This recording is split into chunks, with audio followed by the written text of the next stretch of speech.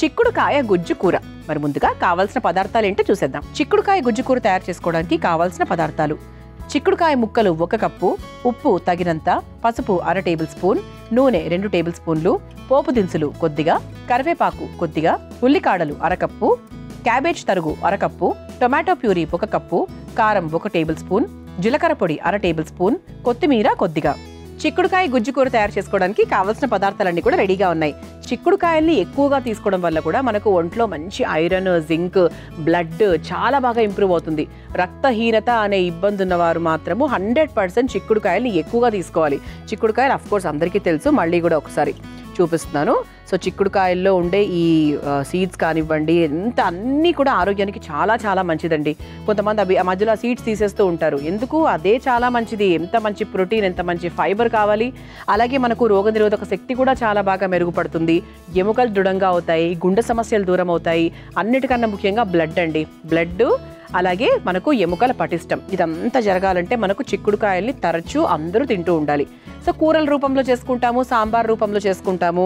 మరి కొంచెం డిఫరెంట్గా కర్రీ చేసుకోవాలి అంటే ఇలా ఒక చిన్న గ్రేవీ కర్రీ లాగా చాలా చాలా బాగుంటుంది. మీరు కూడా నేర్చేసుకోండి.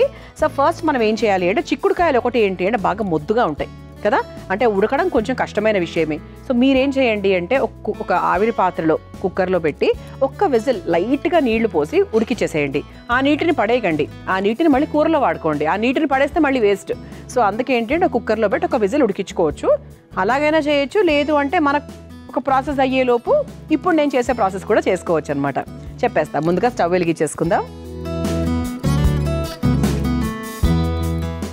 అంటే త్వరగా ఉడికే పదార్థం కాదది. అంటే ఈ వెజిటబుల్ ఎలా ఉంటుందంటే కొంచెం మనకు ముద్దుగా ఉంటుంది. సో ఫస్ట్ మనం ఏం చేయాలి అంటే కొంచెం నీళ్లు పోసుకొని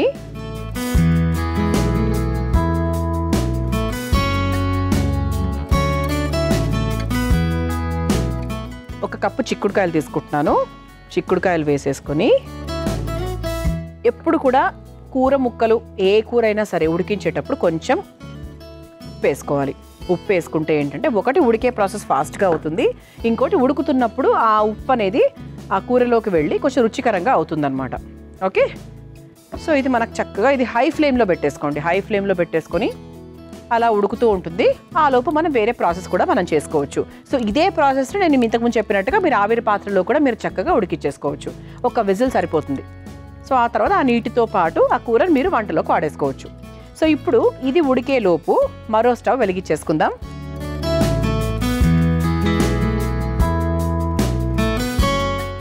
అంటే ఇది ఒక గ్రేవీ కర్రీ లాగా చేస్తున్నామండి. గ్రేవీ కర్రీ అంటే ఇది మనకు చపాతీకి బాగుండే విధంగా, పులావ్లోకి బాగుండే విధంగా, మనం గోధుమ రవ్వ తింటే దాంట్లోకి బాగుండే విధంగా, అన్నంలోకి బాగుండే విధంగా, అన్ని విధాలుగా బాగుండే విధంగా మనం చేసుకుంటున్నాం అనమాట.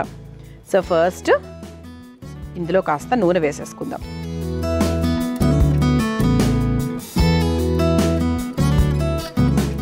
నూనె కొంచెం వేడెక్కిన తర్వాత మనము పోపు దినుసులు వేసుకుంటున్నాం. ప్రాసెస్ చాలా ఈజీ అండి, వెరీ సింపుల్ ప్రాసెస్. కాకపోతే ఏంటంటే చిక్కుడుకాయతో సాధారణంగా మనం ఇంట్లో అయితే చాలామంది ఉల్లిపాయ ముక్కలు, తర్వాత చిక్కుడుకాయలు, టొమాటోలు ఇవన్నీ వేసి ఒక చిన్న కర్రీ లాగా చేసుకుంటూ ఉంటారు, ఒక మసాలా కర్రీ అంటే. అలా కాకుండా కొంచెం డిఫరెంట్గా ఉల్లిపాయలు వాడని వాళ్లకు, వాడకూడదు అనుకున్న వాళ్లకు ఇలా కూడా మీరు చేసుకోవచ్చు అనమాట. ఓకే. సో నూనె వేడైంది కాబట్టి పోపు దినుసులు వేసేసుకుందాం. అలాగే కరివేపాకు, అలాగే కాస్త పసుపు,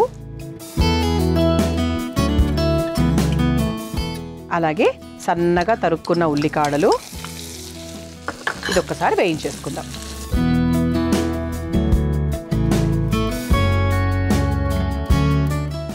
సో అందరూ కంచు పాత్రలు వాడడం మొదలు పెట్టారా? లేదు అంటే ఎప్పుడూ చెప్తూ ఉంటారు మధ్య మధ్యలో మన ఎపిసోడ్స్లో, కంచు పాత్రలు వాడడం వల్ల ఆరోగ్యానికి చాలా మంచిది, వంట రుచికరంగా అవుతుంది, అది బరువుగా ఉంది, కడుక్కోవడం ఇబ్బంది, ఇటువంటి రీజన్స్ అనేవి దాని ముందు ఏవి పనికిరావన్నమాట. సో అలాంటి రీజన్స్ వల్ల మనకి ఏ ఉపయోగం ఉండదు. ఉపయోగం ఏంటి అంటే వంట హెల్తీ, అంటే రుచికరంగా ఉంటుంది, మంచి ఆరోగ్యం అందుతుంది ఆ వంట ద్వారా. సో అది మనకు ముఖ్యం కాబట్టి మిగతావన్నీ మనం పక్కన పెట్టేసుకోవాలి.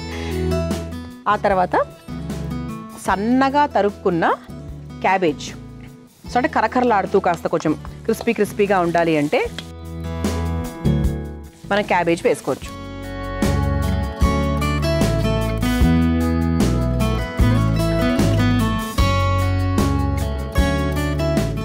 సో ఇలా సన్నగా తరుక్కున్న క్యాబేజ్ కూడా వేసేసుకున్నాం కదా. సో ఇంతవరకు అంటే దీంట్లో కొంచెం ఉప్పు వేసుకున్నాం, అది కేవలం మగ్గడానికి మాత్రమే. సో దీంట్లో కూడా మనం కాస్త ఉప్పు వేసుకోవాలి కదా, వేసేసుకుందాం. ఇది ఒక్కసారి మిక్స్ చేసేసుకుందాం.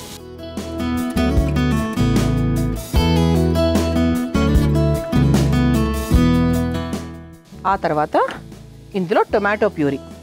సో టొమాటోలను ఉడికించనక్కర్లేదండి, మామూలుగా పచ్చిగా కూడా మీరు ఫైన్ పేస్ట్ చేసుకోవచ్చు అనమాట.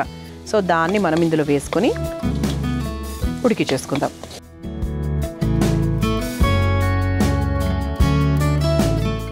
ఇప్పుడు కొంచెం మనకు మీడియం ఫ్లేమ్లో పెట్టేసుకోవచ్చు.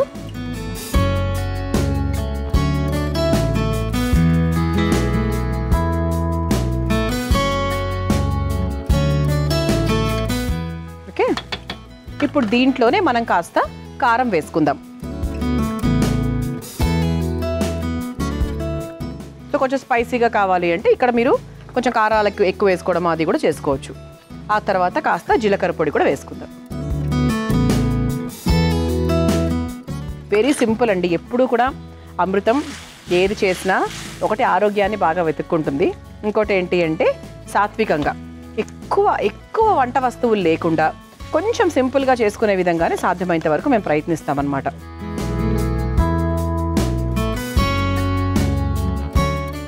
సో ఇందులో కొంచెం నీళ్ళు యాడ్ చేసుకుందామండి.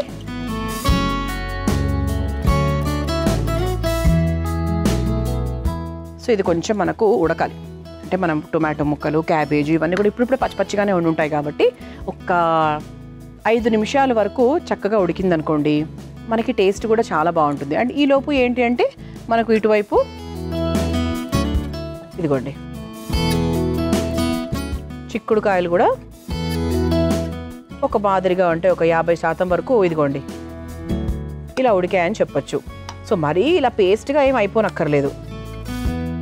ఇదిగోండి అంటే ఇలా మనకు బ్రేక్ చేస్తే బ్రేక్ అవుతున్నాయి అంతే. ఇంకొక 5 నిమిషాలు అయితే కరెక్ట్గా సరిపోతుంది అనమాట. ఇది కూడా కలర్ చూసారా, కలర్ కూడా మారదు. ఉప్పు వేస్తే ఏంటంటే మనకు ఒక రంగు కూడా కొంచెం మంచిగా అదే రంగులోనే ఉంటుంది, కొంచెం మారకుండా బాగుంటుంది అనమాట. సో ఒక 5 నిమిషాలు టైం ఇస్తే ఏంటంటే ఈ గ్రేవీ తయారవుతుంది, అటువైపు చిక్కుడుకాయలు కూడా ఉడుకుతాయి. మనం ఒకవైపు గ్రేవీ తయారు చేస్తున్నాము, మరోవైపు చిక్కుడుకాయలని ఉడికిస్తున్నాము. ఈ స్టవ్ ఆఫ్ చేసేసుకోవచ్చండి. ఆఫ్ చేసేసుకొని ఈ ఉడికిన చిక్కుడుకాయలు ఏవైతే ఉన్నాయో దాన్ని మనము నీళ్లతో పాటుగా, అప్పటి నుంచి నేను చెప్తున్నాను కదా, సో మీరు ఆవిరి పాత్రలో ఉడికిచ్చినా ప్యాన్లో ఉడికించుకున్నా ఏదైనా సరే ఆ నీటిని మాత్రం మనం పడేయకూడదు, అది మాత్రం ముఖ్యంగా మీరు చూసుకోండి. ఇప్పుడు కొంచెం మీడియం ఫ్లేమ్లో పెట్టేసుకుందాము, సిమ్లో అక్కర్లేదు. సో ఇప్పుడు దీంట్లో చివరిగా కాస్త కొత్తిమీర. ఆహా చూసారా, అంటే ఇది మీకు మరీ నార్త్ ఇండియన్ కర్రీ లాగా అలా లేదు. సో మరీ మనం ఎక్కువ మసాలా అసలు ఏమీ వాడలేదు కూడా, అన్నీ ఇంట్లో ఉండేవే. సో చక్కగా గ్రేవీ కర్రీ లాగా చాలా బాగుంది. ఓకే, సో స్టవ్ ఆఫ్ చేసేస్తున్నానండి. ఒక సర్వింగ్ బౌల్లోకి తీసేసుకుందాం.